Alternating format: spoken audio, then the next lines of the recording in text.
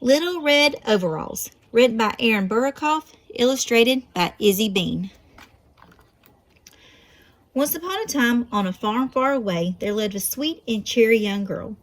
This adorable little girl always had a smile on her face and was loved by everyone who saw her, especially her grandmother. Her grandmother made her a pair of red overalls that she wore whenever she went out, so all the villagers called her Little Red Overalls, or Little Red for short. Every weekend, Little Red went to the berry patch with her grandmother.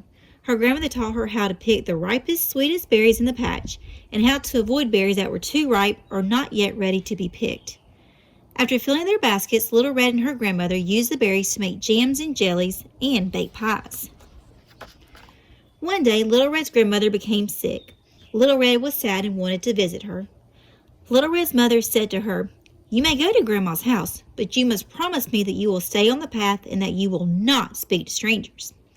"I promise to stay on the path, and I promise not to speak to strangers," Little Red replied, and with that, she went merrily on her way. Little Red walked along the path until she arrived at the berry patch, where she saw ripe berries glistening in the sunlight. She wandered into the patch and began to fill her basket with delicious berries. Then a large wolf walked right up beside Little Red and asked her, in as friendly a voice as he could muster, "What are you doing out here all alone, little girl?"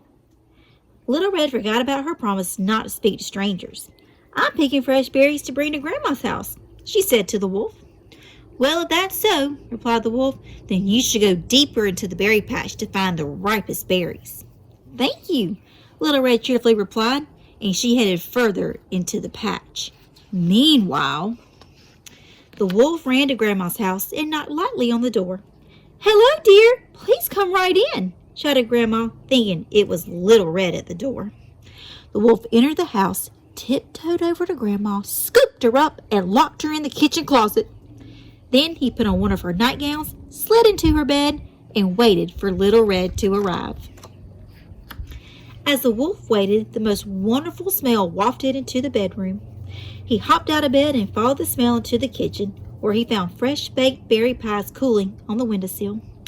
The wolf scarfed down the pies till his belly was full. Then he went back into the bedroom and fell asleep with berry pie dripping down his chin.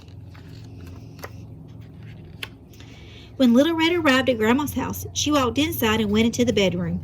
Something seemed different to her when she looked at the bed. "What big ears you have, Grandma," said Little Red as she approached the bed. The wolf, fast asleep after eating all those fresh baked treats, snored loudly. "And what a big mouth you have," Little Red said as she got closer. The wolf continued to snore. "And what big teeth you have," Little Red said when she reached the side of the bed. The sight of the wolf's fangs sent Little Red stumbling backwards. She knocked over a vase, and the sound of the shattering glass awakened the wolf. Little Red ran out of the bedroom and into the kitchen. She picked up the pie tin from the windowsill and threw it at the wolf's face.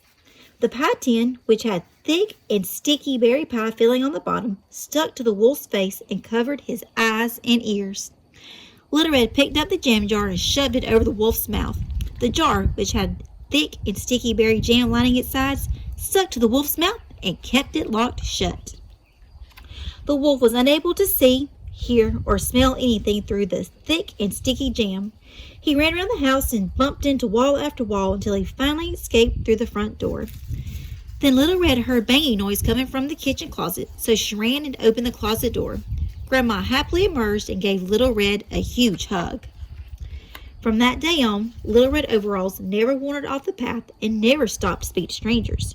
Every weekend, she met her grandmother at the berry patch to pick delicious ripe berries and make the sweetest and tastiest treats. They lived barely, happily, ever after.